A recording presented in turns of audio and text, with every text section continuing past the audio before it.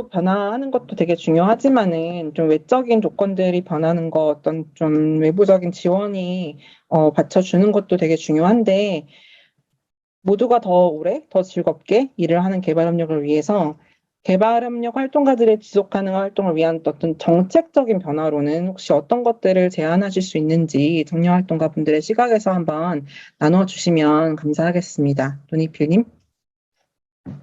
네, 저는 정책적인 변화로는 임금 향상이라고 생각해요. 그래서 노동에 대한 대가가 사실 개발협력 활동가한테 그게 동기부여로 작하잖아요. 또 역량 강화 사업 같은 것도 할 때도 이제 그 교사들의 임금을 올려주거나 하는 그런 것들이 이제 동기부여로 작용을 하기 때문에 우리 활동가도 이제 이런 노동에 대한 대가가 좀 더 적정 임금을 보장해 줄 수 있고 하는 그런 정책이 필요하지 않나 생각이 들어요. 이제 코이카의 이제 전문가 등급 산정과 같이 시민사회 이런 임금 수준이 좀 마련이 좀 되었으면 좋겠어요. 어떤 시민사회 지원을 할 때 뭐 항상 급여는 라고 돼 있잖아요.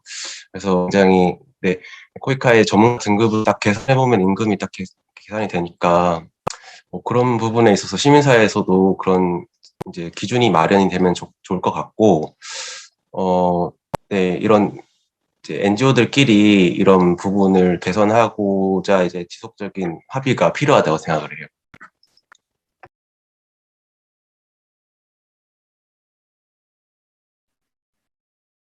저도 좀 의견을 덧붙이면 뭔가 지금 채팅에서도 아까 다른 분이 얘기해 주신 것처럼 그러니까 내부에서 그 변화를 위해서 노력하기는 또 어려운 부분, 실질적으로 조직 안에서 변화를 만들어가는 데 부딪히는 한계 지점들이 많이 있다고 얘기해 주신 거에 공감이 되고 또 저희 개개인 활동가들이 이런 부분을 변화를 만들어가기 위해서는 너무 좀 버겁고 사실 힘든 부분이 있지 않을까라는 생각이 들어서 저희도 이 국회협업 연구 말미에 뭔가 제안과 이런 매진말로 올렸던 것이 이런 우리 분야에서 정말 많은 이 청년 활동가들이 실무자로 활동가로 노동자로 일하고 있는데 이 청년들의 목소리가 정책을 결정하는 데 얼마나 이제 들어가고 우리의 의견이나 생각들도 반영이 되는가에 대한 지점을 얘기를 나눈 적이 있었어요. 그래서 좀 한 명이 아니라 혹은 내부에서 해결해야만 하는 개별의 문제가 아니라 좀 공동의 의제로 이런 것들을 만들어서 정책적으로 청년 활동가 네트워크가 만약에 생긴다면 그 활동가의 이제 대표가 정책을 결정하는 거나 이제 시민사회와 정부가 협력하는 자리에도 함께 하고 그런 것들을 좀 확대해 나가면 같이 필요한 변화를 만들어 나가는데 모두의 의견을 또 포함할 수 있지 않을까 하는 생각이 들어서 저희는 이제 당사자이기도 하니까 청년 활동가들이 우리가 생각하는 것들을 의제로 공론화해서 같이 정책적 변화를 만들어 가는데 또 힘을 쓸 수 있지 않을까 하는 생각을 합니다. 지금 이제 활동하고 계신 이제 국회협업을 포함한 이제 그 네 개 활동가 커뮤니티가 있죠. 국제개발협력 커뮤니티 얼라이언스에서 이제 하려고 하는 활동 중에 이제 말씀하신 플랫폼으로서 활동가들의 의견을 전달하고 하는 것들이 있는 것으로 알고 있는데 이제 구체적으로 뭐 정책 애드보커시라든지 하는 그런 관련 활동들에 대해서 좀 말씀해 주실 수 있을까요? 저희가 국제개발협력 커뮤니티 얼라이언스라고 그 말씀해주신 네 개? 네 개의 성격의 활동가들이 모여서 같이 활동을 하고 있는데 이게 미얀마 민주화 운동을 지원하는 국제개발협력 커뮤니티 간의 연대체라고 저희가 소개하고 있어요. 그래서 저희는 그 관련된 미얀마 관련된 모든 활동 같은 것들을 노션이라는 페이지에 다 게시하고 있고 또 우리 안에서 할 수 있는 활동들을 만들어서 이어가고 있거든요. 계속 목소리를 이어가는 것이 저희가 애드보커시라고 생각하고 있고 또 목소리가 필요한 곳에 저희의 또 이 목소리들을 덧댈 수 있는 것들이 저희의 역할이라고 생각해서 물론 사안은 굉장히 무거워요. 미얀마 관련해서. 그렇지만 저희는 그 안에서 활동가들끼리 같이 활력을 얻고 또 같이 힘을 얻어서 즐겁게 활동할 수 있도록 지금도 계속해서 활동들을 만들어 가고 있고 또 12월에 있을 것을 대비해서 또 이번 주에 계속 회의를 하고 있는 즐겁게 같이 활동들을 이어가고 있는 네, 국헐 페이지를 참고해 주시면은 네, 보실 수 있습니다. 네, 소개 감사드리고요. 저희 개발협력계 여러 가지 노동 문제들, 고용과 관련한 문제들을 해결하기 위한 어떤 하나의 방법으로서 아까도 이제 언급을 해주셨고, 또 저희 참가 신청하신 분들 중에 사전 질문으로 노동조합을 언급해주신 분이 계셨어요. 아까 채팅에서도 잠깐 얘기 나왔었는데요. 사실 좀 비슷한 일을 하고 있다면 비슷한 일을 하고 있는 이제 사회복지사들도 노조가 있고 하듯이 개발협력 분야도 사실 노동조합이 있지 말라는 법은 없잖아요. 그러니까 각 기관별로 있는 것도 있을 수 있겠지만은 어떤 개발협력 활동가들 전체를 아우르는 그런 이제 저희 업계의 노조가 있을 수도 있을 것 같은데 개발협력 활동가들의 어떤 그런 지속 가능한 활동, 근속과 관련한 그런 문제 해결에 노동조합의 존재가 이제 어떤 식으로 이제 해결책이 혹시 될 수 있다고 보시는지 혹시 엠님 의견 가능하실까요? 네. 노조에 대해서 저희 국계업업하고도 전에 짧게 이야기를 한 적이 있었던 것 같은데요. 노조가 되게 만들어지기 이제 어려워 보이는 이제 문화예술 노동계에도 노조가 만들어지면서 영화계 같은 경우는 되게 프로젝트 계약 단위로 일하고 되게 열악한 노동 환경에 있다가 영화 산업 노조가 만들어지면서 표준 계약서도 만들어지고 그런 노동 환경이 좀 개선된 사례가 있는 걸로 알고 있어요. 그래서 개발협력은 사실 앞에서 이제 말씀드렸던 것처럼 후원자의 인식이라던가 그런 특수성이 있긴 하지만 또 이제 저희가 연구했던 내용 중에 쪼개기 계약하는 기관들에 대한 내용도 있었고, 그래서 엄연한 이제 노동법과 관련된 내용, 그리고 직장 내 괴롭힘이나 성희롱, 이제 비민주적인 조직문화나 조직 내 부패나 비리 같은 그런 사례를 좀 모으고 개선을 요구하기 위한 목적으로 좀 노조가 역할을 할 수 있지 않을까 싶습니다. 좀 재미있는 포인트가 비영리 조직에 대해서 이중적인 잣대라고 생각을 하는데 월급을 너무 많이 줘도 욕을 먹지만 또 너무 적게 주거나 여기가 좋은 일 한다고 하면서 알고 보니 사람들이 착취했다더라, 인권단체에 인권이 없다더라 이러면 또 후원자들의 그게 빗발치면서 또 언론의 사격을 문매를 맞는 게 있는데, 그래서 사실 장기적으로는 제가 급진적인 생각일지 모르겠지만 비민주적인 조직은 좀 후원자분들께서 이걸 좀 아셔야 된다고 생각을 해요. 돈을 너무 많이 주는 것도 문제라고 생각하지만 너무 적어도 문제라고 생각하시기 때문에 그런 기관은 후원 중단하셔라. 그래서 재정적으로 직접 좀 타격이 가야 조직이 이거는 후원자가 정말 떨어져 나가는 일이구나. 우리 직원 내부 고객을 소중히 대하지 않았을 때는 우리 재정에 직접적인 타격을 받는구나라는 거를 좀 알게 되면 좋지 않을까? 그리고 이제 마지막으로는 또 활동가들이 조직 내에서 목소리를 내기 어려운 이유가 물론 조직 문화 이 좋은 일이기 때문이고 그런 점도 있지만 업계가 너무 좁잖아요. 그래서 정말 리터럴리 한 다리만 건너면 다 아는 사이이기 때문에 평판을 너무 걱정해서 여기서 내가 이런 말 하고 관두면 다른 기관으로 가는 게 너무 어려우니까 소문날까 봐 그런 부분 때문에 되게 조심스러운 게 있는데 어떤 나의 익명성을 보장받으면서 어떤 플랫폼 노조라는 형태가 돼도 좋고 그걸 통해서 이제 사례도 모으고 저희가 요구할 수 임금이나 처우에 대한 걸 좀 요구할 수 있으면 좋을 것 같다는 생각입니다. 그러니까 그리고 주니어들한테도 임금이나 처우에 대한 게 너무나 베일에 아직은 쌓여 있기 때문에 그런 정보를 좀 모아서 공개해봐도 좋지 않을까 싶습니다. 맞아요. 지금 저도 요새 그런 SNS를 보다 보면은 많은 기관들에서 인턴 일지 같은 콘텐츠를 많이 운영을 하더라고요. 그래서 보다 보면 당연히 너무 좋은 얘기만, 물론 기관의 계정에서 운영하는 홍보 콘텐츠이기 때문에 당연히 좋은 얘기밖에 있을 수 없는 거지만 어쨌든 이 분야에 진입을 하고자 하는 이제 예비 활동가가 정보를 검색하다가 인턴이 만든 콘텐츠네 봤는데 되게 좋은 얘기만 있어. 나도 그럼 활동가를 하면 이렇게 활동을 하겠구나. 라는, 물론 당연히 되게 좋은 것도 많겠고 그 좋은 이야기들이 거짓말이라는 건 절대 아니지만 그 외에 어떤 다른 여러 가지 현실적으로 좀 알아야 하는 것들, 근무 환경이라든지 처우라든지 이런 부분에 대한 정보가 조금 이렇게 아주 오픈되어 있지는 않은 문제도 분명히 존재하는 것 같아요. 그래서 그런 부분에 대한 것들이 많이 공유가 되고 적어도 어쨌든 이 분야에서 일을 하고자 하는 사람들은 그 정보에 대한 접근성이 있으면은 좀 좋겠다는 생각도 말씀 들으면서 들었고요.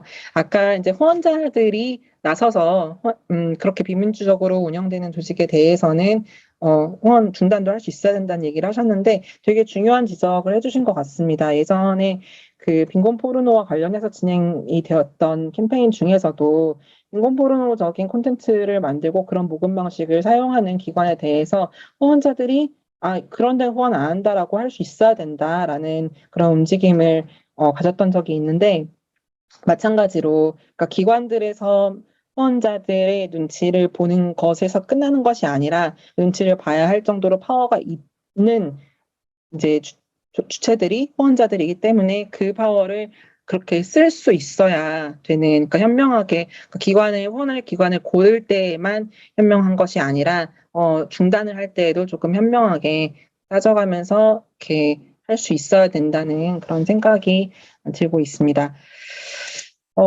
이제 좀 외부적인 어떤 변화들에 대해서, 그러니까 정책적으로 어떤 것들이 있으면 좋겠다라든지, 노동조합이 어떤 도움이 될 수 있을 것 같다라든지, 이런 얘기들을 해봤는데요. 어쨌든 간 우리는 이제 이 분야에 지금은 남아있고, 뭐 당분간은 있으실 거죠. 있을 이제 활동가들로서 내가 이제 입문을 하고자 하는 후배들에게 어떤 선배가 되고 싶은지, 그러니까 좀 거창하지만 그런 거 있잖아요. 나는 나의 자식에게 이런 나라를 물려주고 싶다라는 그런 부모님들의 구상이 있으시듯이 이런 개발협력회를 물려주고 싶다. 후배들은 이런 개발협력회를 경험했으면 좋겠다라는 그런 생각이 있으시면은 좀 나눠주셨으면 좋겠어요. 혹시 니캉니캉 팀부터 가능하실까요? 자식에게 물려주고 싶은 세상이라. 저는 제가 좋아하는 말 중에 그런 말이 있는데 내가 어렸을 때 필요했던 사람이 되라 라는 말을 좋아해요. 근데 그게 제가 처음 이 분야에 와서 일을 시작할 때를 떠올려 보면은 아직 완성되지 않은 저의 고민들과 또 질문들이 있을 거 아니에요? 그 심지어 무엇을 고민해야 하지? 라는 시점이 있었던 적이 있었는데 그 고민에 막 야, A는 B고 C는 D야 막 이런 식으로 답을 내려주면은 물론 뭐 명확하겠죠. 근데 그것보다는 같이 제 이야기를 충분히 들어주고 같이 고민해주는 사람이 필요했던 것 같아요. 그래서 저는 주니어들에게 그러니까 제가 할 수 있는 거는 같이 활동가들에게 고민을 나누고 또 건강한 고민을 같이 만들어가는 어떻게 하면은 그럴 수 있을까? 나도 그게 고민이다 하면서 같이 고민할 수 있는 사람이 되고 싶고 또 이 분야가 뭐 정해진 사람, 뭐 좋은 일을 하는 사람 혹은 뭐 어떤 사람 이런 특정한 성향이나 뭐 정해진 틀에 있고 그 사람을 고르는 분야가 아닌 누구나 자기만의 색깔로 자기만의 비전을 또 같이 녹여낼 수 있는 활동을 우리 한번 같이 찾아보자 하고 같이 어깨를 내어줄 수 있는 사람이 되고 싶습니다. 와우. 저는, 사실 뭔가 선배가 될 때까지 제가 이 분야에 일을 하고 있을지도 모르기 때문에 이 질문에 답을 하기가 되게 어렵긴 했는데요. 저는 하루 오늘 내일만 보고 사는 사람이기 때문에 오늘 내일만 일하더라도 제가 좀 더 나은 분야, 생태계, 뭐 분위기, 조직 문화에서 일을 하기 위해서는 좀 다양한 목소리를 계속 내는 사람이어야 되지 않을까라는 생각을 해요. 근데 제가 이 말을 할 수 있는 지금 이 순간도 뭐 이제 5년 정도 일을 했고 이런 힘든 고민의 시간들을 다 거치고 나서야 이제서야 뭔가 목소리를 내야지라는 이 어려운 마음을 먹게 됐는데 저도 한 힘들 때 이렇게 그 3년 차에 고민이 왔을 때는 뭔가 너무 그 힘든 것들을 꺼내지도 못, 사실 그게 성격과는 상관없이 그 조직의 주로 흐르는 분위기에 따라서 개인의 생각이나 이런 의견들을 말할 수 있느냐에 따라 달라진다고 생각을 하거든요.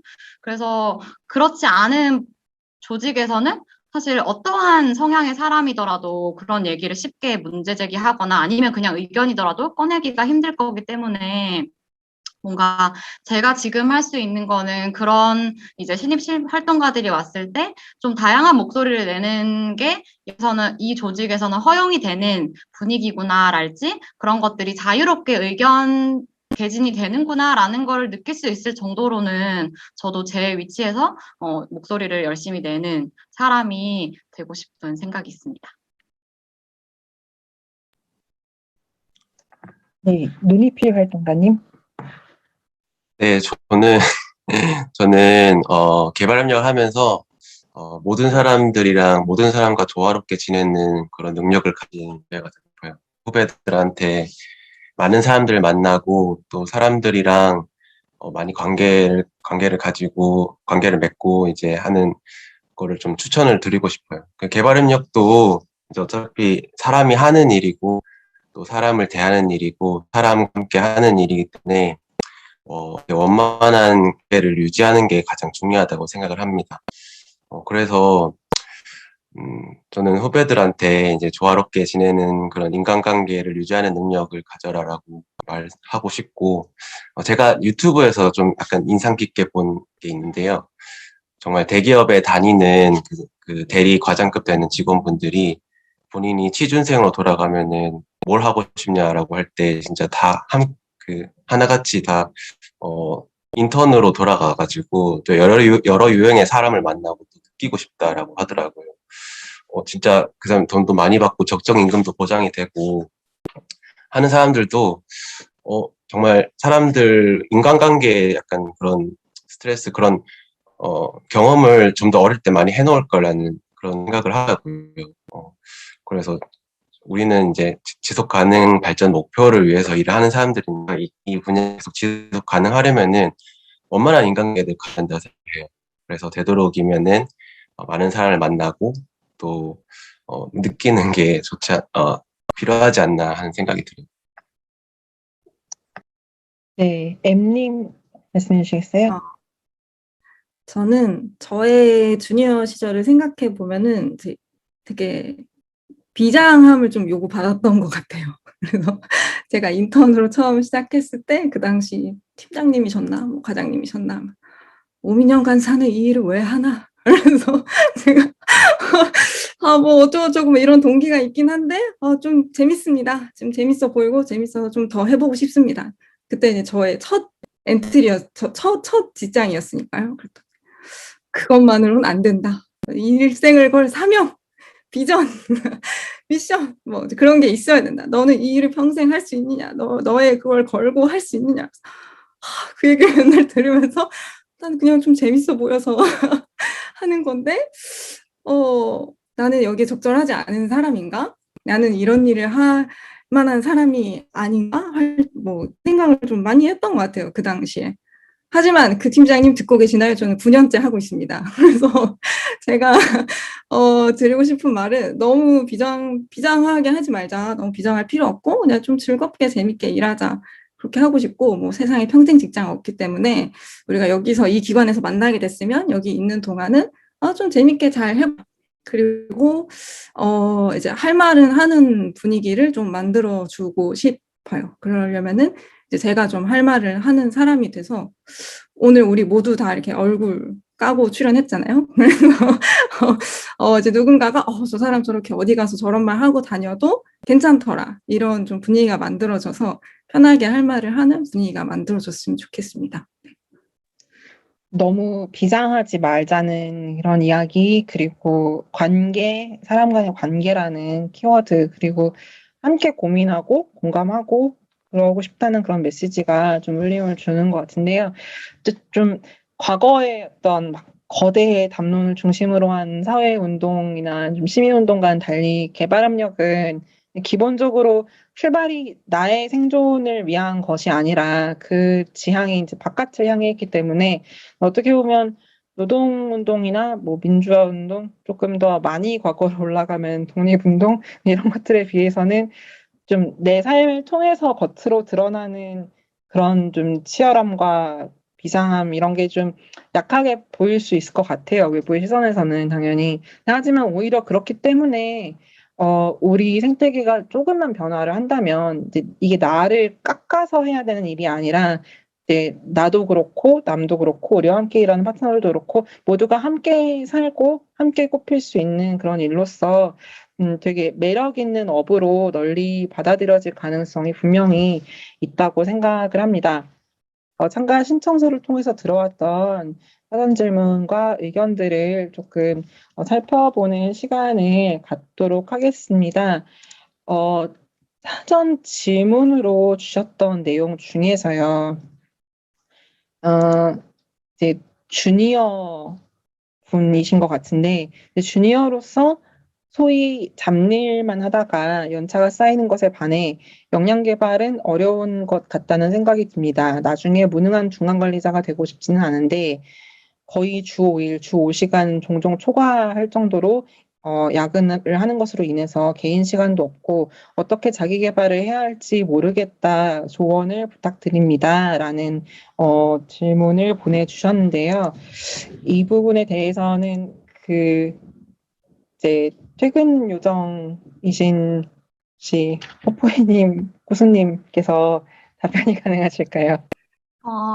저는 퇴근을 아주 중요하게 생각하고, 가능한 한 매일매일 퇴근을 해서 저는 좀 퇴근해서 일과 내 개인의 삶을 분리를 하는 게 활동가들한테는, 그러니까 건강하다고 생각을 하고, 일을 하는 만큼 그 일이, 그러니까 시간적으로는 하루에 우리가 정말 많은 시간을 사무실에서 일을 하고 우리 업으로 쓰지만, 내 삶의 가치관이나 모든 방향을 결정하는 데 일이 시간 대비로 큰 건 아니기 때문에, 내가 생각하는 내 가치관이나 이런 거를 결정하는데, 일의 시간 외에 조금 그런 고민을 하는 시간을 있어야 될 것 같은데, 저 분은 너무 야근도 많고 개인 시간이 없어가지고. 근데 또 저 상황에서도 자기 개발을 해야 할까라는 고민을 하시잖아요.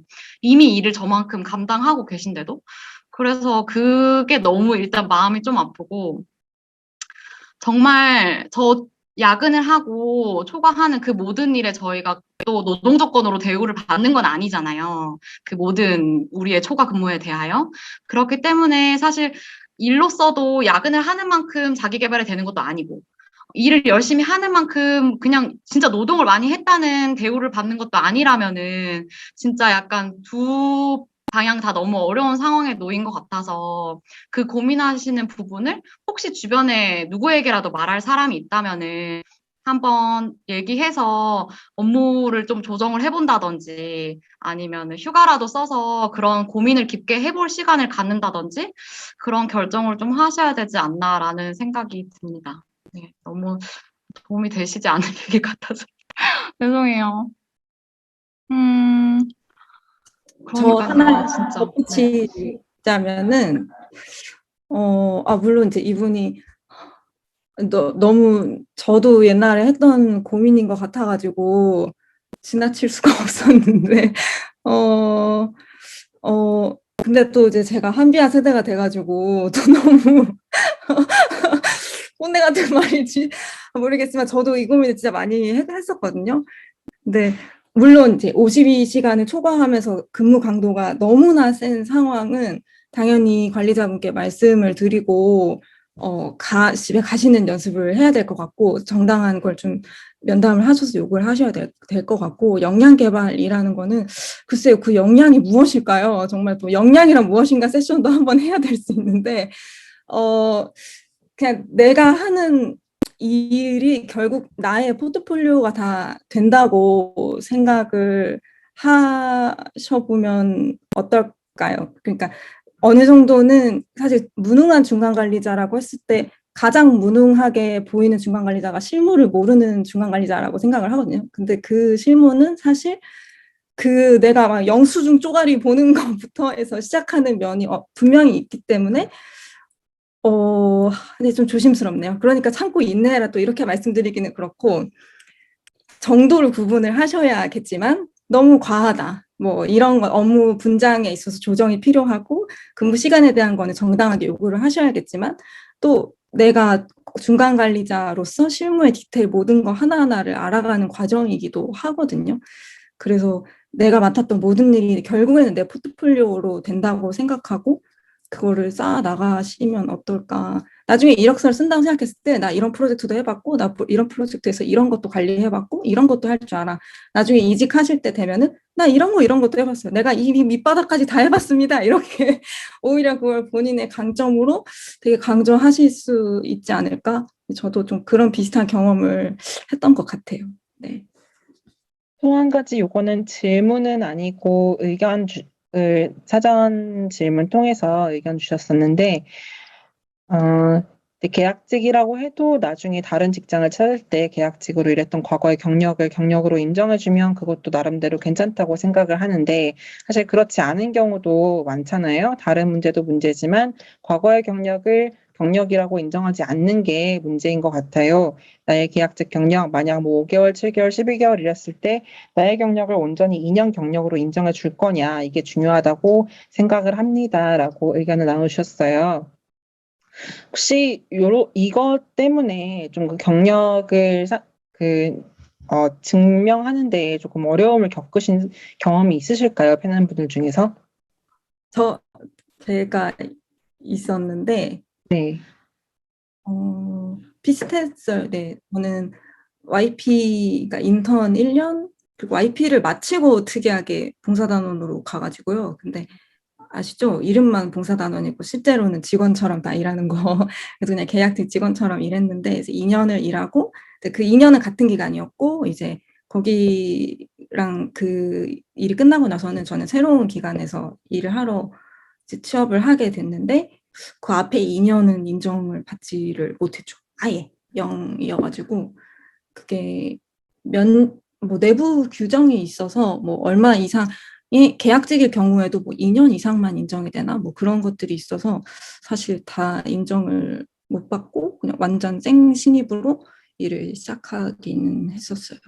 그래서 근데 그때는 너무 신입이기도 했고 말을 못하고 넘어갔는데 아 그런가 보다 하고 그냥 어떡하지? 하고 아깝다 하고 넘어갔는데 사실은 이게 좀 많이 얘기가 돼서 반영이 되는 분위기가 돼야 되지 않을까 싶습니다.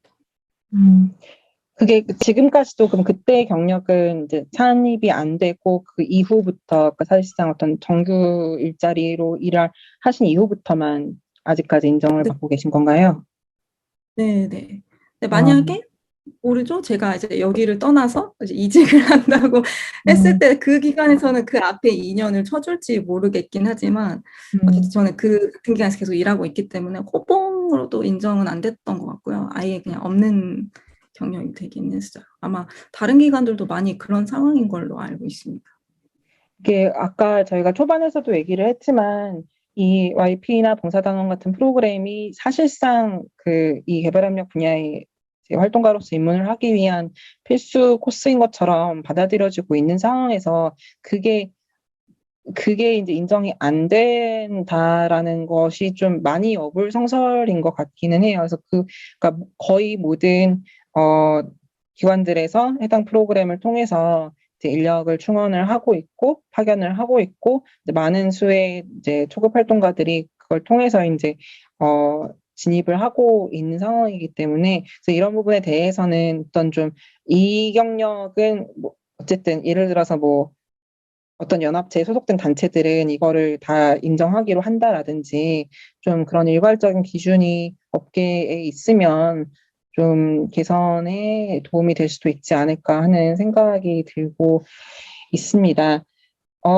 아까 채팅으로 나눠주셨던 의견 중에서요. 이제 이 분야에 계속 있으면서 버티면서 조금씩 변화를 시도를 해 나갔지만 내부 선에서는 한계가 많았습니다. 내부의 노력을 넘어서 외부와 함께 목소리와 판을 키우는 것도 방법인 것 같습니다. 하면서 예를 들면 캐시오시 같은 지원 조직이나 미디어 등을 이제 말씀을 해 주셨어요. 어떤 캐시오시 같은 곳은 이제 이미 조직화된 어떤 기관이잖아요. 근데 활동가들이 뭔가 직접 할 수 있는 것으로서 어떤 그런 기관을 만들어서 뭔가 할 수는 있는 그건 조금 많이 나아간 이야기인 것 같고 지금 이제 국계화법이나 이어준애나 또 지금 엠님 활동하시는 좋은 일 하시는 팀이나 이렇게 좀 그 저희 젊은 청년 활동가들은 좀 이렇게 가볍게 어떻게 보면 좀 유닛처럼 이거 좀 뭉쳐 모여도 할 수 있고 필요에 따라서 다른 단위들과 결합도 할 수 있고 이런 조금 느슨한 그런 연대체들로서 뭔가 개발협력계의 여러 가지 이슈들을 이야기하기 위한 활동들을 하고 있는데 지금 하고 계신 것 같은 그런 이제 좀 그 활동가들의 연대체 활동 있잖아요. 그런 활동들이 더 좀 확대되었을 때 더 파급력을 가지고 더 영향력을 갖게 되는 그런 좀 규모가 되었을 때 어떤 변화까지도 우리가 직접 시도해 볼 수 있겠다 하는 그런 상상을 해보신 것이 있으실지요? 뭔가 저희의 계속 그 활동가들의 뭔가 활동의 처우나 조직 문화라고 되게 큰 범위에서 얘기하지만 저희도 그 국제협업 연구를 할 때 조직 문화가 조직의 운영이나 체계를 바라는 건지 정말 문화를 바꾸고 싶어 하는 건지에 대한 차이도 되게 의견이 달랐었어요.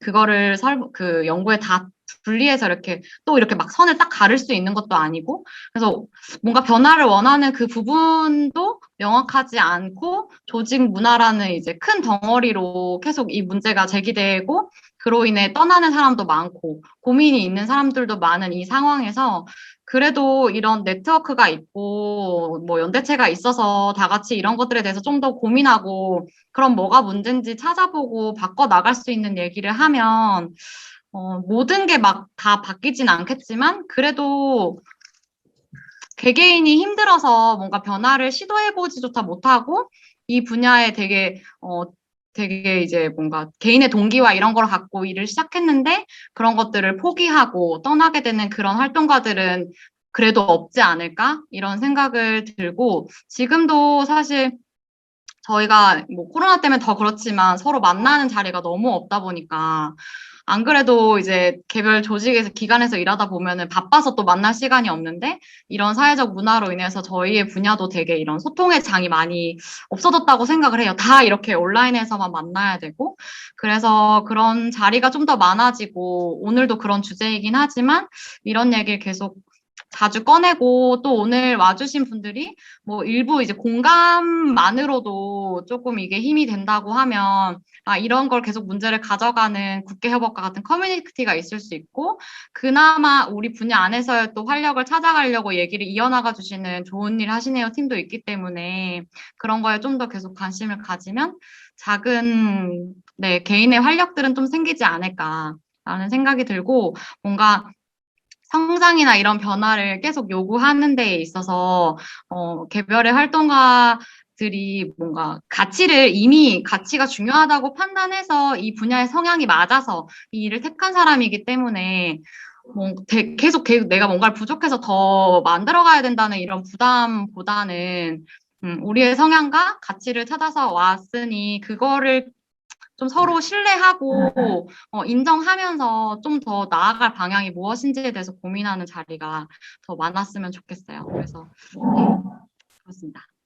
네, 저도 말씀드리고 싶은 게, 지금 우리 계속 하는 얘기가 버틴다, 뭐, 얼마나 우리가 지속이 가능할 것인가, 이런 것들을 이야기하고 있는데, 우리가 정말 버티면서까지 있고 싶은 분야이고, 네, 여기서 계속 살고 싶고 하는 이야기들을 계속 하고 있어요. 근데 우리가 모두, 개인도 그렇고 조직 안에서도 분명한 성장이 있을 거라고 생각해요. 연대체 활동을 통해서.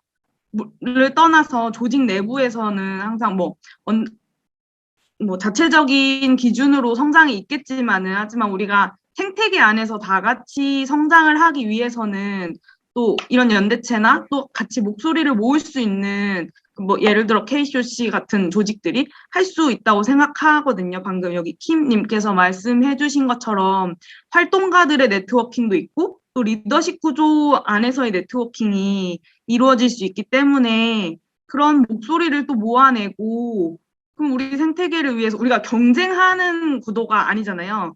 그러니까 함께 생태계를 위해서 같이 어떻게 하면은 잘 살 수 있을지 대해서 또 논의할 수 있는 목소리들을 모아내는 것이 어디까지 가능할 것인가는 저도 궁금한데 그런 것들 모아내는 것이 중요하다고 생각합니다. 저도 짧게 하나만 덧붙이자면 듣다가 그냥 생각이 나가지고요.